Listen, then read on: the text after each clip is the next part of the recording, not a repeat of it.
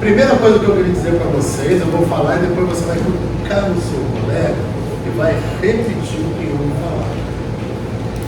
Audiologia não é você ir para trás do audiômetro e ficar apertando o botão. Audiologia não é você pegar um outro emissor acústico, introduzir a sondinha no ouvido do bebê e apertar no botão. Audiologia não é você pegar um implancionômetro, pegar a sondinha, colocar no ouvido do paciente e apertar o botão. Aí a fita sai do outro lado e continua. Isso não é audiologia. Audiologia é muito mais do que. Eu inicio, sempre fui assim, em todas as turmas, eu trouxe essa responsabilidade para mim. Por causa da importância do assunto que a gente vai tratar a partir de agora. Audiologia é anatomia, fisiologia e patologia. São as 3 ou 4 aulas que vocês vão ter comigo. É um assunto que a gente vai desenvolver bem devagar. Eu sei que para a maioria de vocês, tudo que eu vou falar é novidade. Hoje é anatomia, semana que vem fisiologia, depois a gente vai para patologia. Não permitam que eu dê um passo à frente sem você entender o que foi dito. Sabe por quê? Quem domina anatomia, fisiologia e patologia, tenha certeza que você vai ser um excelente. E quando vierem os outros professores, com os outros módulos, as outras disciplinas, aí você vai tirar. Não adianta nada o professor de terra, a geometria de tudo que você faz, vir aqui, e você não tem o conhecimento da audiologia. Aliás, eu acrescento aqui em anatomia, fisiologia e patologia, eu acrescento farmacologia. É uma disciplina que vocês não viram em graduação e não existe em pós. Eu introduzi a farmacologia depois que eu fiz doutorado e eu vi a importância da farmacologia para nós na audiologia. Quer ver uma coisa que provavelmente vocês não sabem? Tem diurético que, se a pessoa utiliza de forma indiscriminada, leva a pessoa a desenvolver uma perda auditiva. Alguém sabe? Ou já ouviu falar? Alguém ouviu falar? Existem algumas categorias, tem o de alça, tem o poupador de potássio e tem uma outra categoria. Diurético de alça, que você compra em qualquer farmácia sem receita, por 3, 4 reais, que é o hidroclorotiazida, ele pode levar a pessoa a desenvolver perda auditiva. Vocês sabiam? E o que acontece? A pessoa vai no cardiologista, aí está com a pressão nas alturas. O que o cardiologista faz? Ele anda com essa medicação. Vamos embora. Tem que ser esse. Mas volta aqui daqui 6 meses. Volta aqui daqui 1 ano. Por quê? Se estiver funcionando, você sabe o que o cardiologista faz? Ele sai do hidroclorotiazida, que é o diurético de alça, e passa a pessoa num diurético chamado poupador de potássio, que é bem mais tranquilo. Mas você sabe o que acontece? A pessoa depende do serviço público. Ela marca a consulta para 6 vezes, 1 ano, 8 meses depois. Aí chega lá, o médico não foi naquele dia. Aí, se está funcionando, a pessoa fala assim: ah, quer saber uma coisa? O remédio que ele passou está funcionando, esse diurético, que eu consigo comprar sem receita. Para que eu vou lá? Entendeu? Aí ele continua tomando aquele remédio. E ele não sabe que aquele remédio que ele está tomando sem receita, por causa da facilidade de comprar, está detonando a disciplina. Só estou citando um exemplo. Existem vários. Quem faz tratamento oncológico, por exemplo, a gente está fazendo uma pesquisa com pacientes que utilizam cisplatina no tratamento do câncer. Quem faz quimioterapia. Vocês já ouviram falar? Tem paciente que faz quimioterapia, tempo depois ele dorme escutando, quando pensa que não, ele acorda no escutar.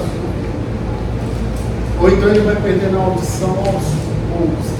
Eu não estou falando que todo mundo que faz quimioterapia vai ter perda auditiva. Eu não estou falando que todo mundo que faz uso de hidroclorotiazida vai ter perda auditiva. É lógico que associado a isso tem umas variáveis. Por exemplo, suscetibilidade individual, dose e tempo que a pessoa está utilizando. Então tem algumas variáveis que podem levar a pessoa a desenvolver perda auditiva e outros não. Porque na sua cabeça a sua aquele cara fez o tratamento do mesmo câncer que eu. Ele utilizou a mesma medicação que eu. Mas como que é a suscetibilidade dele e a sua? Por quanto tempo ele usou, por quanto tempo você usou?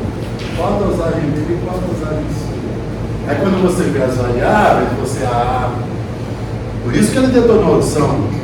E por isso que a minha audição ainda está normal. Então essa aula é bem legal também, porque é meio difícil você simplesmente entender quando falam assim, essa perda auditiva é idiopática. Como assim? Do nada? De repente, chegou para você e a perda auditiva aconteceu? Não. Alguma coisa provavelmente aconteceu e levou a pessoa a desenvolver a perda auditiva, e a gente vai estar levando vocês a esse raciocínio, lógico. Então assim, façam o impossível. A gente falou sobre isso agora há pouco, que o possível é fácil, a gente faz, né? Deixa o impossível para gente. Mas faz o impossível para você não perder os próximos 2, 3 meses de aula, que é a base. Se você pega as minhas aulas, se você vem em todas as aulas minhas, eu deixo você pronto, eu deixo você preparado para as outras aulas, as aulas que vêm na sequência posterior. Eu não falo. Anatomia é extremamente importante. Anatomia, fisiologia e patologia é extremamente importante. Não pode perder, ok? Tudo bem? Então vamos começar com esse nosso ouvido. Vocês têm, a apostila de vocês, todo mundo tem a apostila. Vamos começar falando do pavilhão auricular. Tá? Pavilhão auricular, ele é constituído de cartilagem, você pega ele, então não tem estrutura óssea no nosso pavilhão auricular. E o que é interessante você saber aqui, 3 coisinhas aqui, básicas. Essa região aqui, ó, onde antigamente, né, eram só as mulheres que colocavam os penduricários, né, no lóbulo. Hoje você vê mais homem com ombrinho do que mulher, entendeu? Mas essa região aqui é interessante vocês guardarem. A gente chama de lóbulo, onde se colocam os brincos. Essa região aqui, ó, do lado de fora aqui do ouvido, ó, de cima a baixo aqui, ó, é chamada de hélix. Aqui na frente você vê isso, aqui também. Mas vamos deixar aqui, vou te mostrar aqui. Aqui tem também. E essa região aqui, ó, onde tem essa escavação central, onde a onda sonora penetra, essa região aqui é chamada de concha acústica. Então aqui, ó, vamos voltar, aqui, ó, hélix, é importante guardar isso aqui, mas a frente a gente vai ver por que é importante isso. Aqui embaixo, lóbulo, e aqui nós temos a concha acústica, que é onde é introduzido a onda sonora. E aqui abaixo, onde está aqui o laser, é chamado de antitragos. É importante vocês guardarem esses 4 pontos. Antitragos, hélix, lóbulo e concha acústica. Tudo bem? O pavilhão auricular, por causa da evolução da espécie, se você pegar um Google e for verificar a orelha dos nossos antepassados, milhares e milhares de anos, vocês vão ver que a orelha das pessoas era mais assim. Elas estavam mais afastadas da mastoide. Inclusive, num passado muito distante, as pessoas faziam assim. Quando achavam que não estavam escutando bem, faziam assim. Já aproveitavam que a orelha já era um pouquinho assim, as pessoas faziam assim. Na expectativa de que a orelha funcionasse como um pavilhão auricular, funcionasse como uma espécie de funil, entendeu? E assim, a onda sonora vem, vai entrar no funil aqui, para canalizar a onda sonora.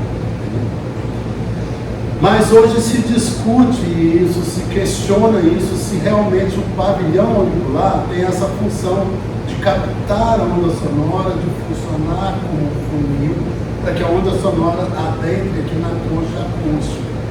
Essa função hoje é muito questionada, por quê? Aqui atrás, a gente não vê, isso é invisível, porque está na mastoide. Nós temos 3 músculos muito pequenininhos, são chamados de músculos retroauriculares. Aí tem o superior, o anterior e o posterior. Então nós temos 3 músculos aqui atrás, chamados de músculos retroauriculares, superior, anterior e posterior.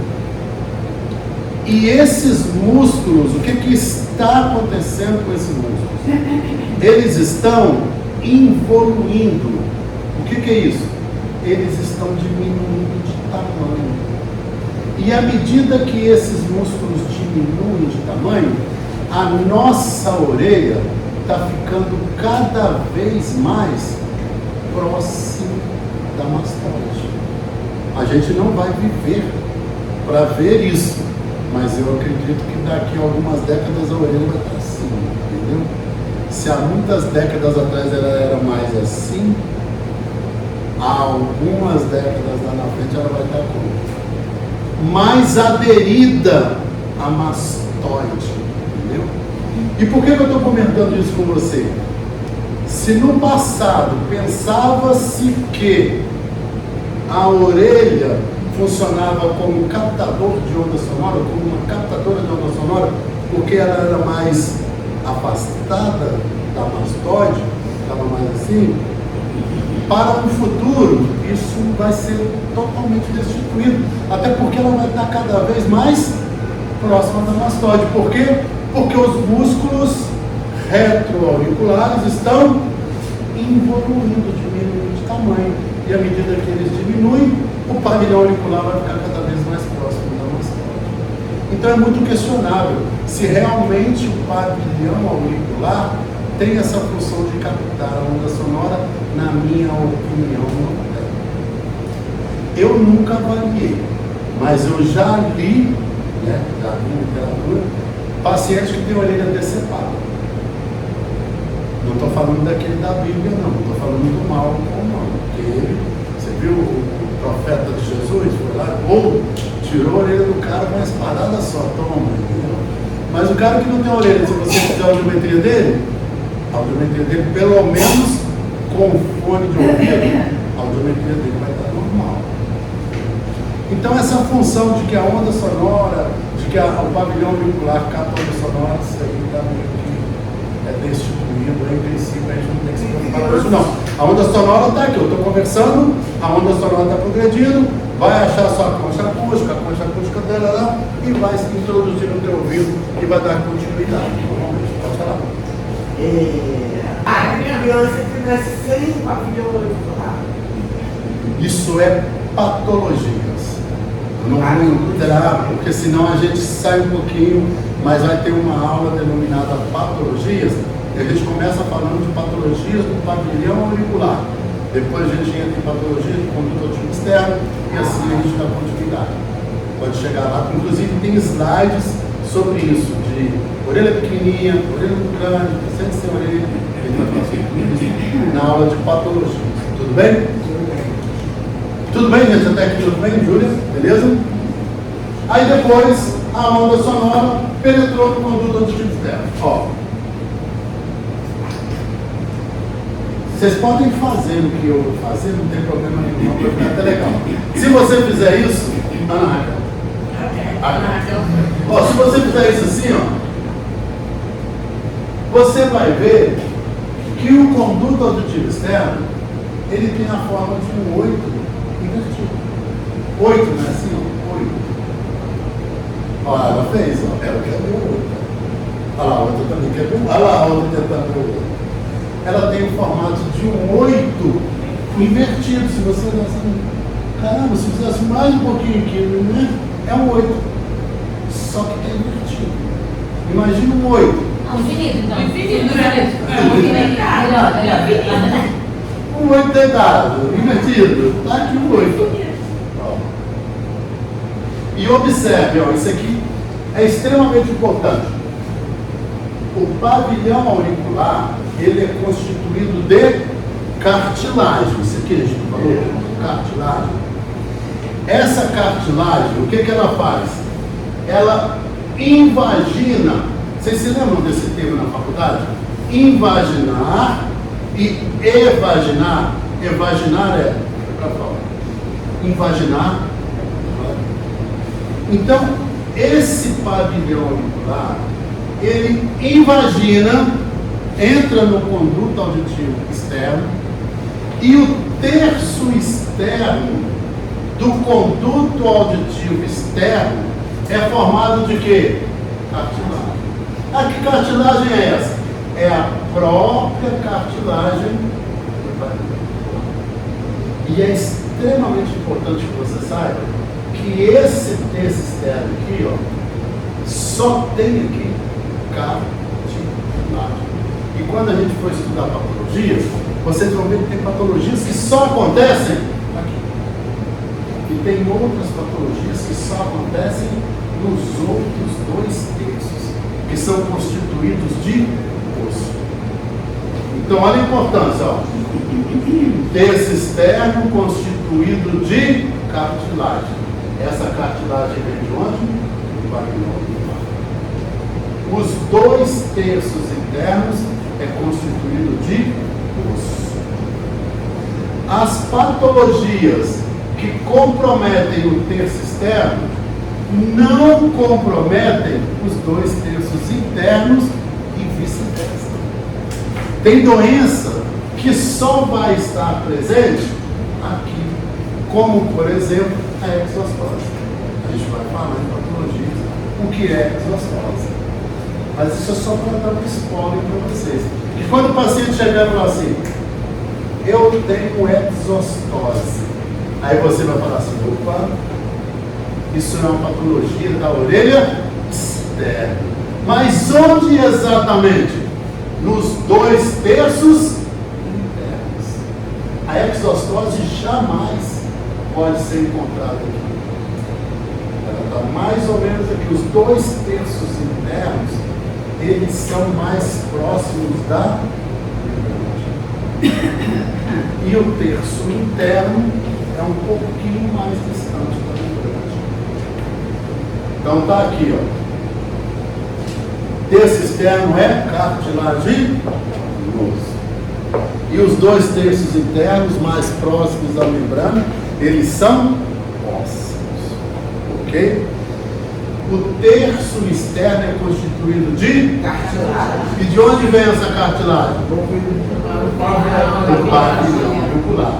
Os 2 terços internos é constituído de patologias que comprometem os 2 terços internos não comprometem o terço externo. E vice-versa.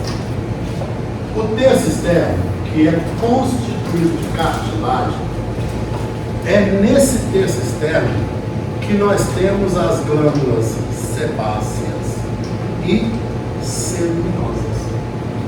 Na verdade, quando a gente fala assim, onde estão as glândulas sebáceas e seruminosas? Elas estão ali. Antigamente, essas glândulas eram conhecidas como glândulas sudoríparas. Essas glândulas se modificaram e hoje elas são conhecidas de glândulas sebáceas e seruminosas. Então, se a gente fala de glândula sebácea, e de glândulas ceruminosas, elas são responsáveis pela produção de quê? Então, o cerumen que nós produzimos diariamente, ele é produzido em qual terço? Externo ou nos 2 terços internos? Existe alguma possibilidade de produção de cerumen nos 2 terços internos? Não. Lá não tem glândula sebácea. Mas existe a possibilidade da cera ir para lá? Sim. Através de quê? Cotonete. Através da haste, está gravando, então tem que falar direitinho. É haste flexível com algodão nas extremidades. Eu dei uma entrevista para a Rede Globo, isso tem muito tempo. Eu nem pensava em ser professor. Tinha acabado de sair da faculdade. Não, eu já estava ministrando, eu já estava dando aula. Aí eu fui para Fiocruz, no Jornal da Manhã, esse que hoje é o Fachel e a Silvana. Então, assim, uma audiência incrível e uma chamada ao vivo para falar de, quando eu discuti 1 minuto. Mas você sabe o que é 1 minuto para ser uma eternidade? 1 minuto, né? Só que a médica não foi 1 minuto, ela passou para mim. Aí eram 2 minutos. E eu com cotonete na cabeça. E a primeira coisa que ela fala, ó, cotonete é marca. Você não vai poder falar cotonete. Eu falei, o que eu vou falar? Você fala que é haste flexível com algodão nas extremidades. Já esqueci. Não dá. Escreve no papel e coloca lá atrás da câmera assim, ó. Haste flexível com algodão nas extremidades. Apesar de você não ter noção do que é uma chamada ao vivo. Você não pode. Na Rede Globo, no jornal, tanto que assim, terminou, começou a chover. E eu fiquei lá 2 minutos e eu não falei cotonete. Eu falei, haste flexível com algodão nas extremidades. Mas o cotonete pode ser utilizado, doutor? Pode ser utilizado? Não. O cotonete deveria existir? Não. E por que existe cotonete? É para levar na viagem. Externa Hã? não pode ser utilizado para. Mas o paciente vai enfiar no vidro. Ele é. Entendeu? Por que é proibido o uso de cotonete? A orelha, o pavilhão auricular, você pode vir no banho, inclusive no bebê, pode pegar uma fralda também, você vem e faz isso, ó. Vem aqui, ó. Acabou. É só isso aqui que a gente tem aqui. A concha acústica, que é o início ali do orifício do mundo, você não tem que colocar nada. Ali é produzida a cera, deixa a cera aqui. Por quê? Olha o formato do pavilhão. Você lembra do formato dele? Parece um 8, como é que você fala? 8 deitado, né? Tá, beleza. Olha aqui, ó. Aqui é uma subida, ó. Aqui não é uma descida? Aqui tem um trago, o antitrago, onde a cera vem e escorre. Nós produzimos cera todos os dias. Uns produzem mais, outros produzem menos. E existe diariamente, a gente não precisa ficar nesse detalhe, que é bem secundário isso. Existe uma velocidade diária de migração dessa cera. E à noite, quando nós dormimos, normalmente a gente não assume um decúbito lateral. Eventualmente a gente pode dormir em decúbito dorsal, com a cabeça enfiada no travesseiro, ou em decúbito ventral, assim e tal. Não pode? Mas de uma maneira geral a gente não está assim, decúbito lateral. Então quando você assume esse decúbito lateral para dormir, associado à migração diária que a cera já faz, aí quando você acorda de manhã, não é comum essa região aqui estar com um pouquinho de cera? Por quê? Porque ela migrou à noite daqui para cá. Aí o que você faz?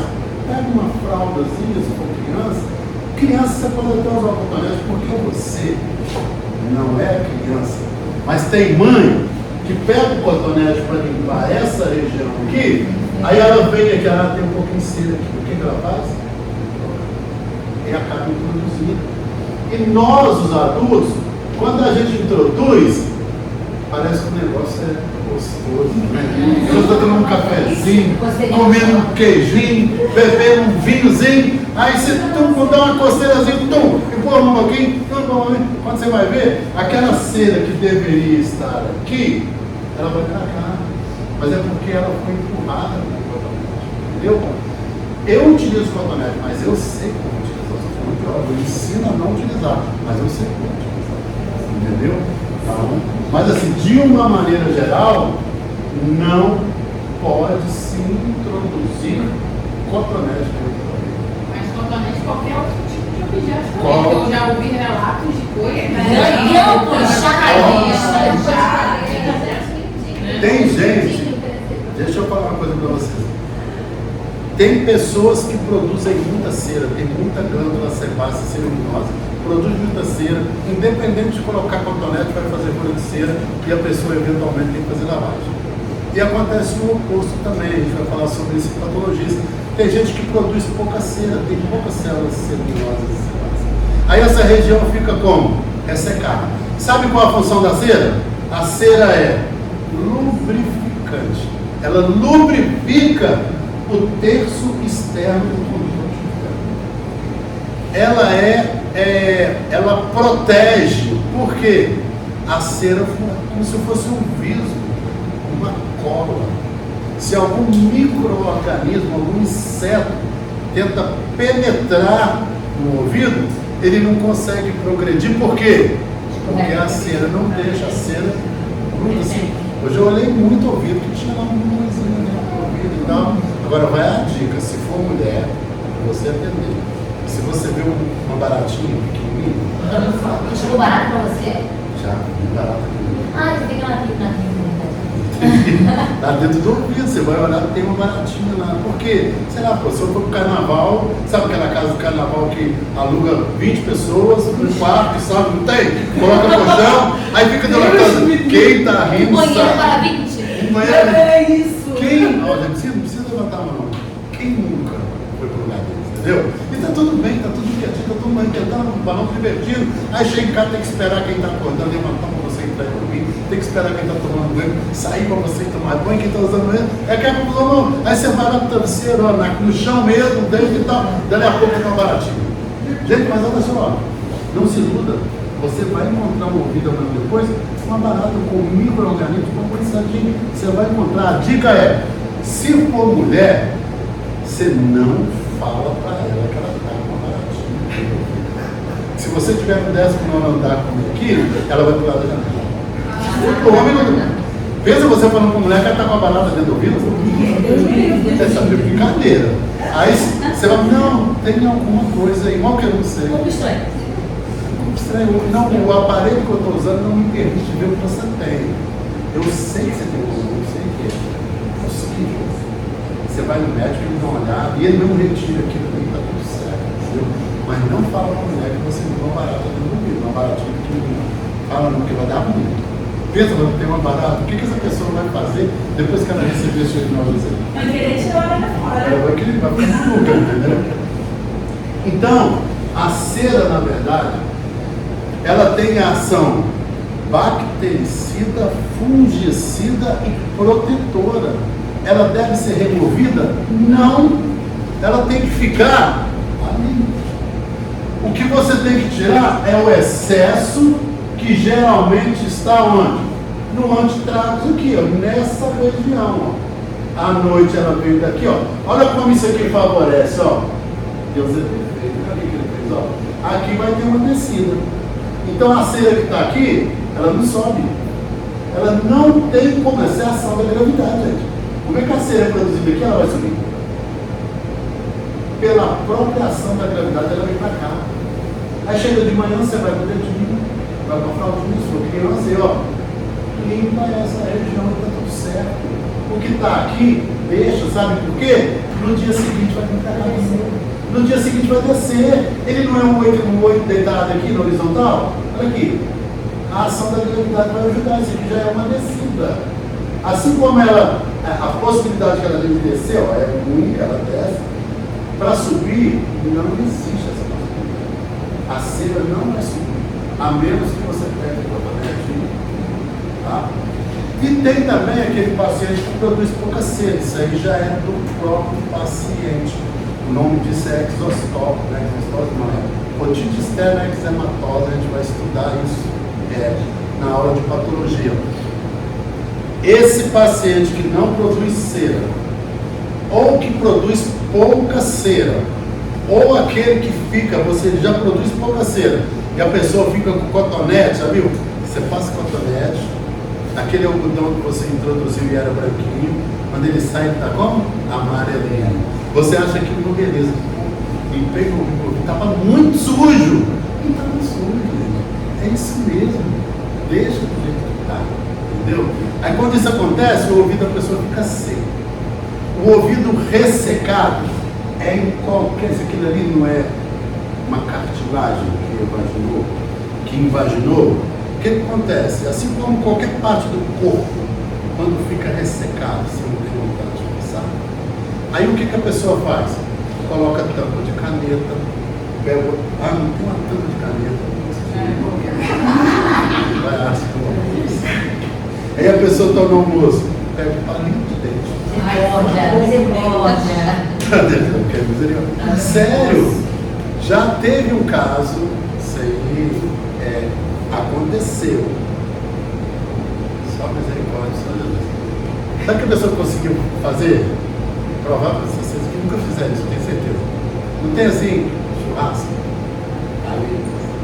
Aí a pessoa numa festa, todo mundo comendo churrasquinho. Já com meia dúzia e tal, lá, acabou. Aí pegou o palito. Usado de carne. Mas foi a carne que ela comeu. Aí que Foi o palito que ela botou na boca dela. O palito dela. O coelho foi o palito todo. Foi, entendeu? Que nojo. Você acha? Deixa eu te contar o que é nojento.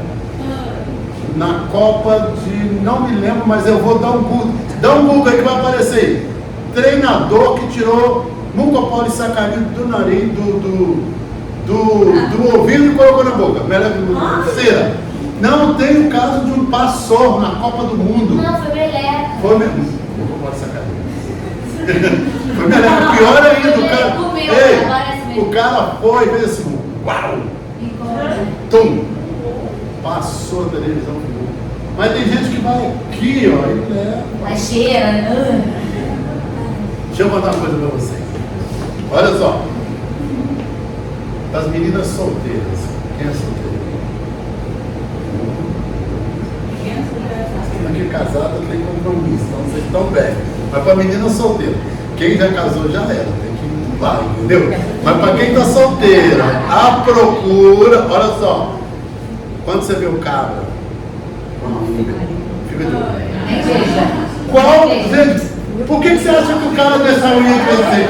Me fala. Por que você acha que o cara deixa só essas duas unhas crescer? Por que você acha? Fala aí. Enfiar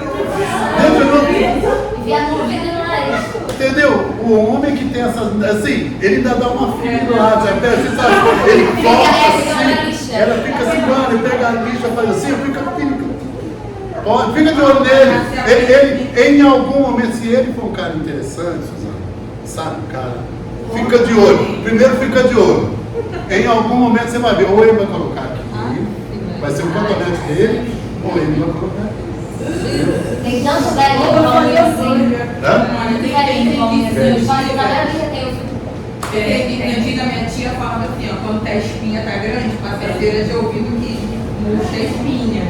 Também tem certas culturas que, né, favorecem as pessoas a terem esse massacre. Mas aí o que acontece? Essa pessoa introduziu um palito de churrasco no ouvido que estava coçando, entendeu? E aí na festa todo mundo se divertindo, brincando, pulando, dançando para lá e para cá, encostaram no braço dela, na mão dela e o palito de dedo introduziu. Ele só não transpassou o cérebro e saiu do outro lado, entendeu? Mas foi lá na janela, vamos, tem lá aquela cortina, foi lá, entrou no ouvido. A minha irmã já enfiou um grampo quando era criança no ouvido. Brincando, porque minha mãe é a rainha de botar coisa dentro do ouvido.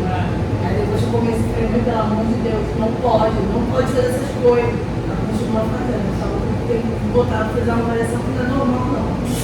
E aí ela vendo a minha mãe fazendo isso, ela com uns 3 anos, achou que era normal enfiar coisa dentro do ouvido. Enfim, ficou coisa. Eu fui lembrando. Mas eu conto, acho que pelo menos. Mas quando você vê alguém introduzindo algum objeto dentro do ouvido, provavelmente a pessoa está com coceira. E a coceira leva a pessoa a colocar dentro do ouvido os objetos mais esdrúxulos que você possa pensar e imaginar. Entendeu? A pessoa vai e introduz dentro do ouvido. Não pode. Se está com coceira, é porque está ressecado. Um azeite resolve o problema. Um óleo de cozinha resolve o problema. Qualquer coisa que você colocar ali que seja pegajoso, vai lubrificar ali, pronto. E na própria farmácia tem um colírio específico